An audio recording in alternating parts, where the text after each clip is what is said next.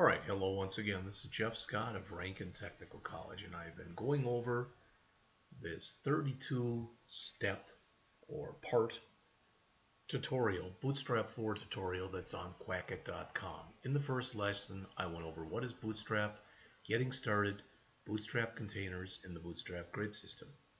In the second lecture, I went over Bootstrap 4 topography, Bootstrap 4 tables, Bootstrap 4 forms, and Bootstrap form custom forms.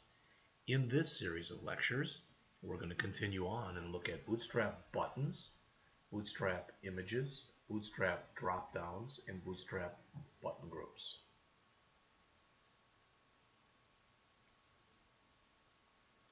Let's just click on the buttons link. Bootstrap 4 provides 7 styles of buttons. Every time you use a button, you're going to have to start it by saying class equal BTN. Alright, that's the built-in button class. But you'll notice after you do that, you can use a primary button, which is a bright blue, a secondary button, which is kind of a typical button that we're used to looking at, and if you mouse over it, it kind of looks like a gray button. Info, which is a muted light blue, success, which is green, warning, which is kind of an orange, and danger, which is more red. You can also create links, and I don't believe you can add colored links. That should be in here someplace.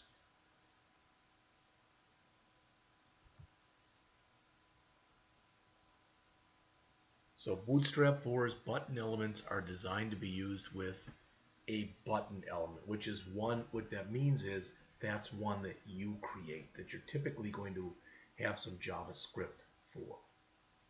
They can also be applied to input and A elements. You can also apply the button design to a label element when you work with checkboxes and radio buttons, which I'll discuss in a minute. Okay, so you notice all of these are primary. So this looks very similar to the kind of thing that we're used to having. All right, but I do want to show you one thing. I want to grab this. Let's copy it to the clipboard. Previous lecture we were working with forms. We're off of that for now.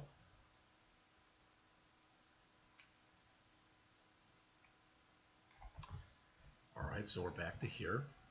And I want to just show you this. I want to grab every one of these.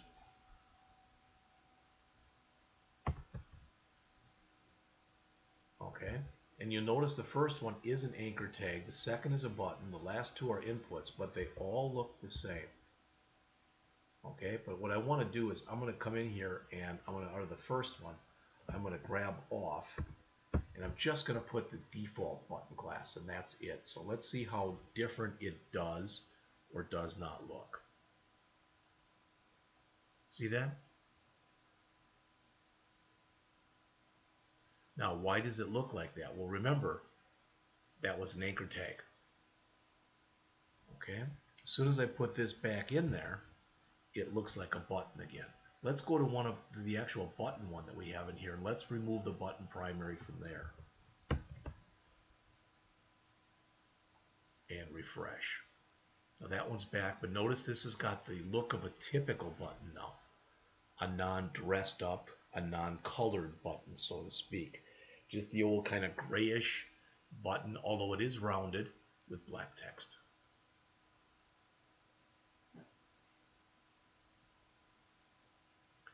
You can use the Bootstrap 4 outline classes to apply semantic color to the outline of the button only.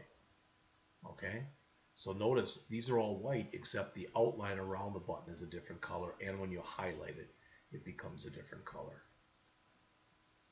There is no outline, so the outline can't be used for links. Okay, I guess you can use color, but not the outline.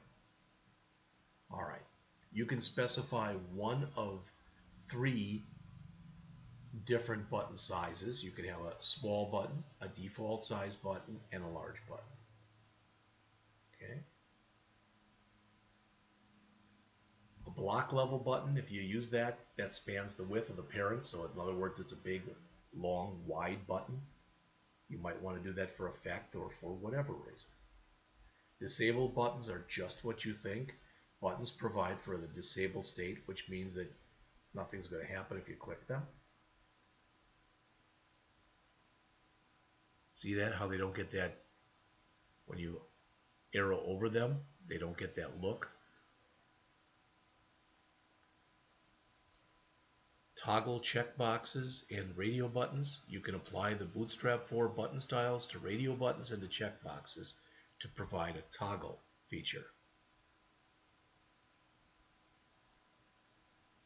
So you notice whatever one is active, it's got the darker color in it. Okay. Alright, let's jump over to images. Images are kind of neat. It says create responsive images.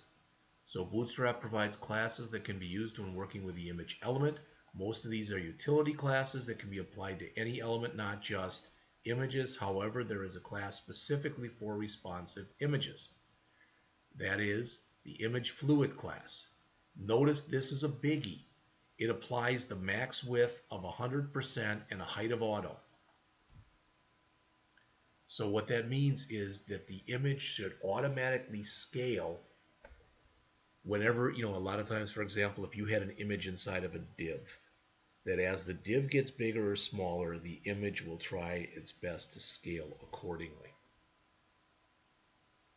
So they ask you to look at this example here. So let me grab this. I don't know what the heck happened there, but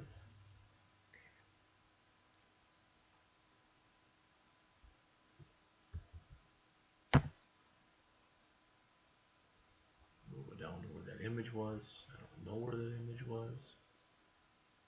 There it is. So they say what happens when you, okay. So you can see as it gets bigger, the size of the image is being 100% scales accordingly. Okay? All right.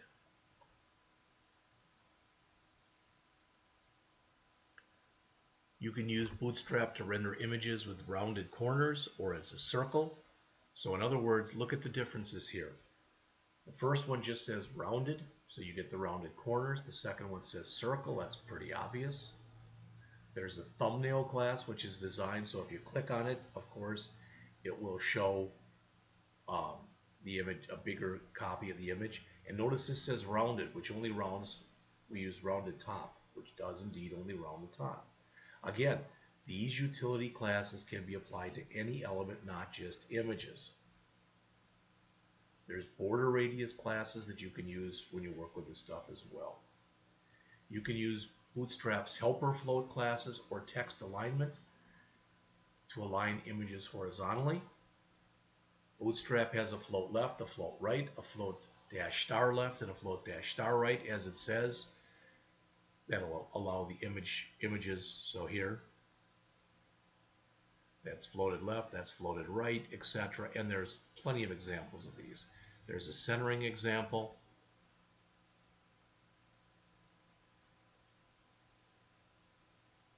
This centers a non-block level. Okay, so there are plenty of examples in here when you start looking your way through here. Drop-downs, as mentioned, add drop-down menus without writing any JavaScript. Okay, so pretty obvious what's happening there. And again, you can work with colors on this. You could put, if you've got categories, you can put the underline under one or more of them. So if we look at the associated code there, the class is equal to drop-down. Okay. Class here is equal to drop-down menu. And again, they do go over and they explain it much better, much more depth and breadth of coverage than I've been doing.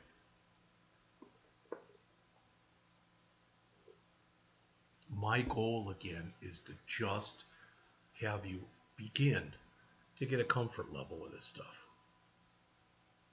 The key steps for creating a Bootstrap dropdown. Wrap the dropdown trigger within Bootstrap's dropdown class or something else that uses position relative. Step 1. Step 2. Add Bootstrap's dropdown toggle class and add the data toggle equal dropdown to the trigger element. Step 3, wrap all drop-down items in div. Step 4, each drop-down item that uses an anchor tag or uses an anchor element with a class of drop-down item. More of this ARIA stuff. Okay, I would strongly suggest that you take a read on that. Alright, you can reverse the drop-down menu so it becomes a drop-up menu. Notice the arrow. If we look here, the arrow is pointing downward, showing how it's going to open down. Here, it's pointing upward to show that it's pointing up. And the reason that that can become important is that, you know, if you've got a drop down and it's covering something that's important, you could make it a drop up or vice versa. This, I understand what they're doing. I don't know exactly why you'd use this, but notice I'm going to click this and notice how the stuff is going to appear over here. Would you ever want that? I don't know. Headings, menu headings, kind of hard to see. Okay, so company information is the heading, and then contact us is a heading. Okay, instead of using that, you might want to use dividers. Most people are used to this. Disabling menu items, again, notice when we look on here, the contact us is disabled. So when I put my mouse here, you can see how I get the reverse imaging here. But notice here, all it does is it changes my mouse to show that that is a disabled option. You can do splits. You know, there's different stuff that you can do in here. We'll look at some of the rest here. Where are we here on button groups? 1, 2, 3, 4, 5, 6, 7, 8, 9, 10. Okay, this will be the last one in this series then. You can group buttons together on a single line with Bootstrap 4's button groups. Okay? And you can add padding and stuff, but basically these are looked at as though they're one component. There's a horizontal button group, there's a vertical button group. Bootstrap enables you to control the size of your buttons within the group. Alright, again with the button group small, the button group large. Okay, and you can see the difference between them. As always, you know, and how many times have you heard me say things like this? Don't go too nuts with this stuff. Remember what your message is. All right? And don't put so many fancy things in your site that it takes away from the message of what the site is about. Toolbars.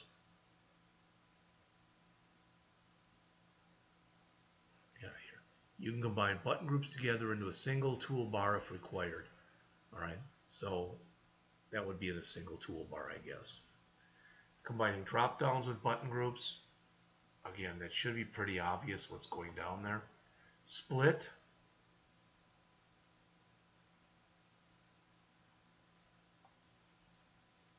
And that's pretty much it. So in this particular set of videos, we went over buttons, images, drop downs, and button groups. Alright, in the next set we'll go through input groups, collapse, navs, and nav bars. And one or more of these might start getting to be a little bit longer. So I'll be back with those.